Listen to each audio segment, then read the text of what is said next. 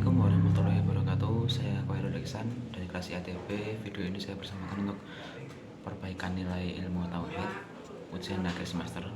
Di sini saya akan menerangkan aliran sekte Islam klasik yang diampu oleh dosen Pak Muhammad Rozi Indrafuddin. Di dalam aliran teologi Islam klasik ini ada beberapa aliran, ada Asy'ariyah, ada Maturidiyah, ada Qadariyah, ada Jabariyah, ada Mu'tazilah.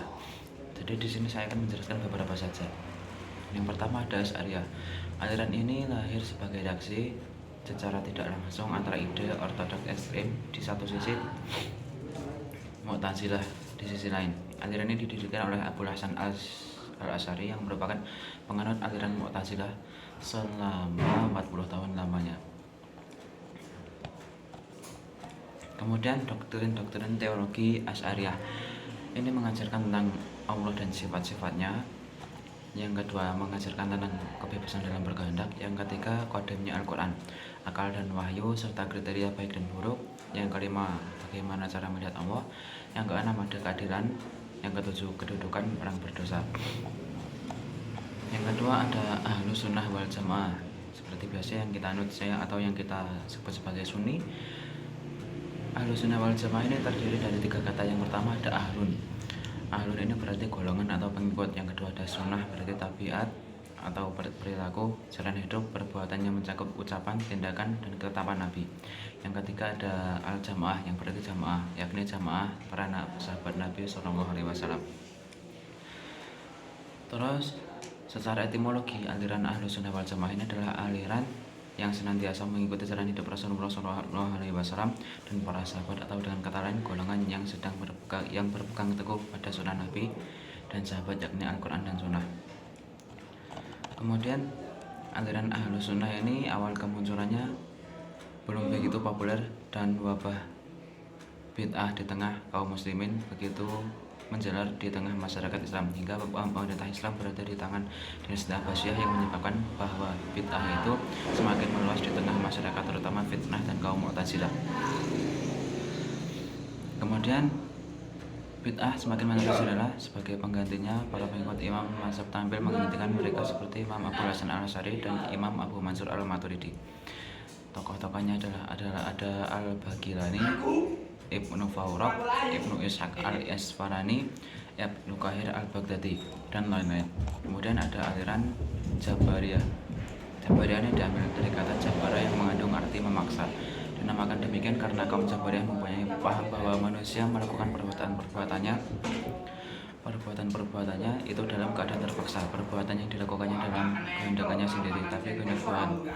Dalam teologi modern, paham Jabariyah ini dikenal dengan nama fatalisme atau presidensian, yaitu bahwa perbuatan manusia itu telah ditentukan sejak azali oleh Allah dan qadar Tuhan.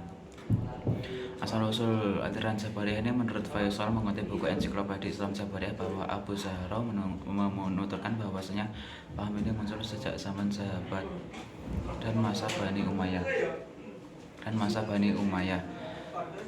Ketika itu para ulama membicarakan tentang masalah qadar, dan yang lain mengatakan bahwa paham ini diduga telah muncul sejak sebelum agama Islam datang ke masyarakat Arab. Kemudian bangsa Arab yang diliputi oleh gurun pasir Sahara telah memberikan pengaruh besar dalam cara hidup mereka.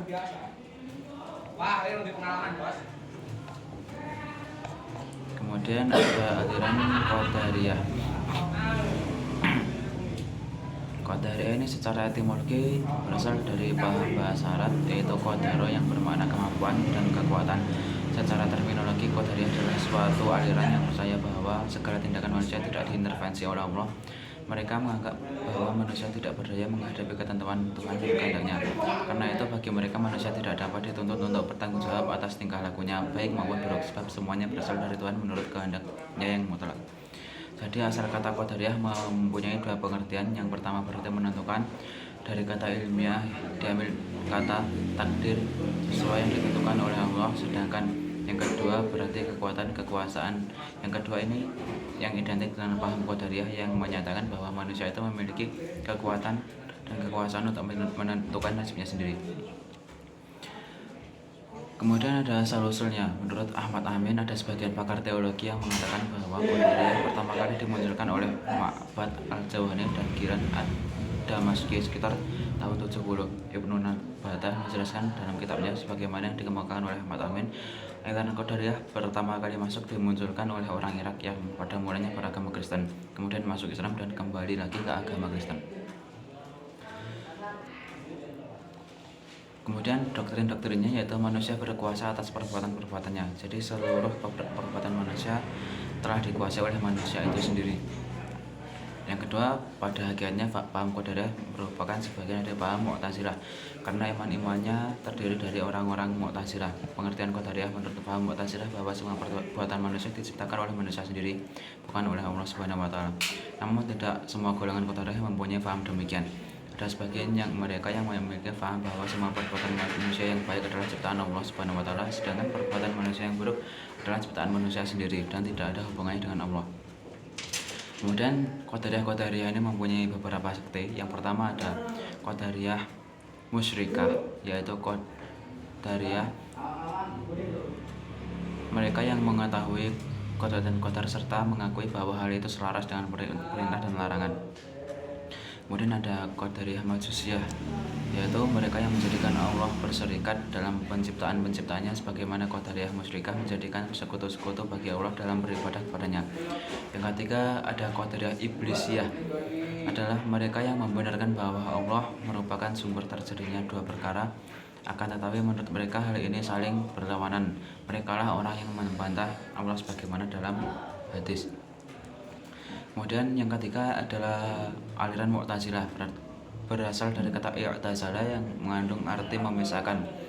Sebutan ini diberikan oleh Hasan al-Basri kepada salah seorang muridnya yang bernama Wasil bin Atha karena ia mengasingkan diri dari pengajiannya.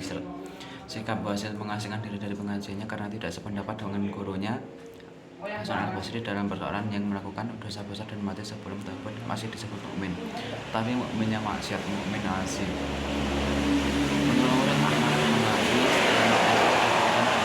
Pertama, karena Wasil mengasingkan diri dari pengajian gurunya. Kedua, karena pendapat mereka yang asing dari kalangan mayoritas Islam. Dan ketiga, karena pendapat mereka yang mengatakan bahwa orang yang melakukan dosa besar mengasingkan diri dari golongan dan orang kafir. Mungkin cukup sekian apa yang bisa saya sampaikan. Kurang lebihnya mohon maaf. Assalamualaikum warahmatullahi wabarakatuh.